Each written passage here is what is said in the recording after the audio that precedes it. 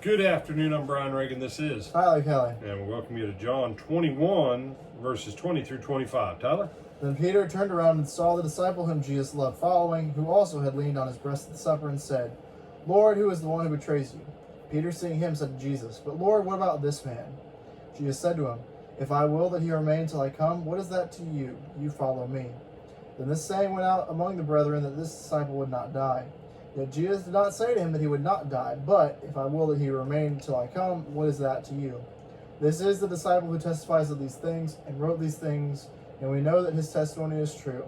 And there are also many other things that Jesus did, which, if they were written one by one, I suppose that even the world itself could not contain the books that would be written.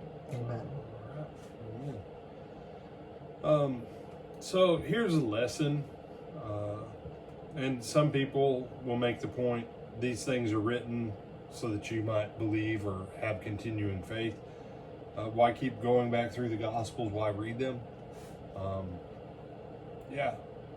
Because the world is always assaulting your faith in Jesus, that's why.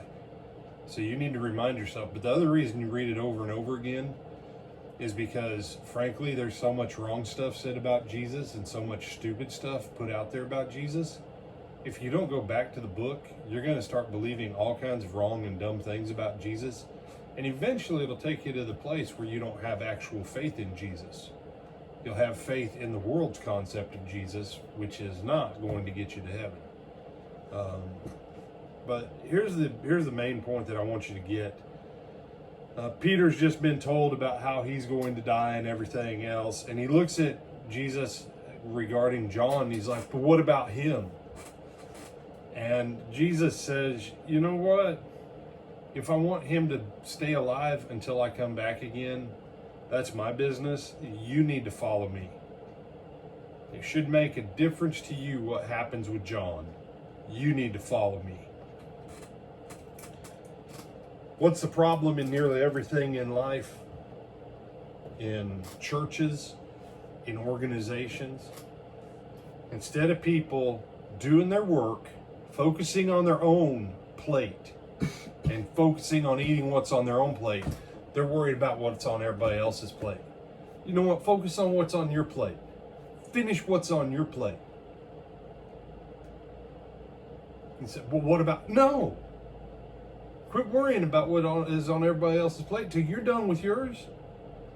You ain't got any need to bother about someone else's.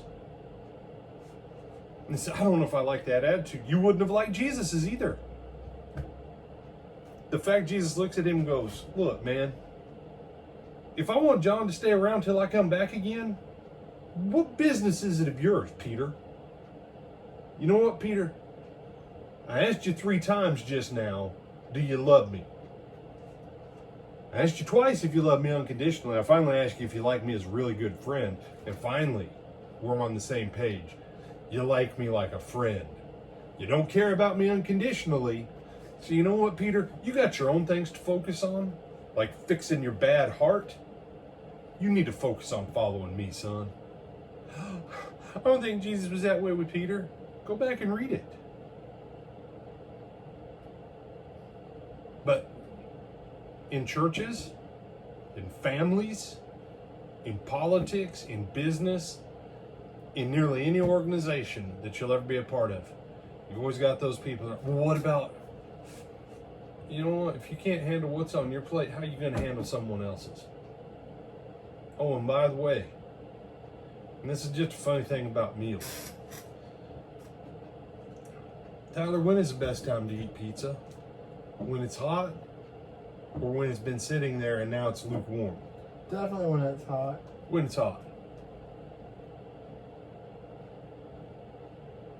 But if you walk away from your fresh hot pizza on your plate to go over and deal with the guy that's got a chili dog and fries, because you want to make sure he eats his chili dog and fries to your satisfaction, when you get back to your plate, not only are you still going to be hungry, but now your fresh hot pizza, where it's nice and gooey and runny, and the cheese stretches out as you take each bite, it ain't going to be like that.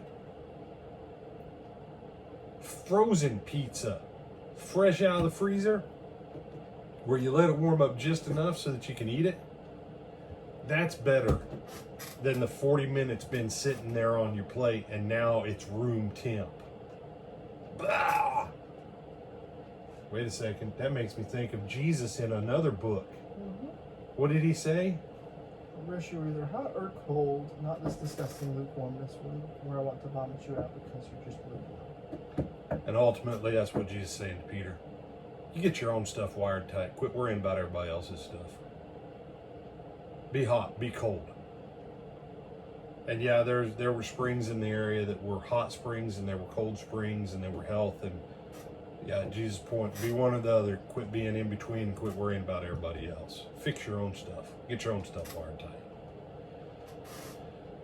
Tonight, 7 o'clock, we begin a new series on the Psalms. It's just going to be a summer overview of the Psalms. Tonight is the introductory lesson. Brother Greg Edwards is he'll kick off his segment next week, but this segment on video on our live stream, Brother Greg Edwards is one of our deacons, and he'll be kind of the lead instructor throughout the whole series. So I want to invite you to come back tonight, 7 o'clock, live or live stream, Lake Butler Church of Christ, Lake Butler, Florida. Until then, Tyler, have a good rest of your afternoon.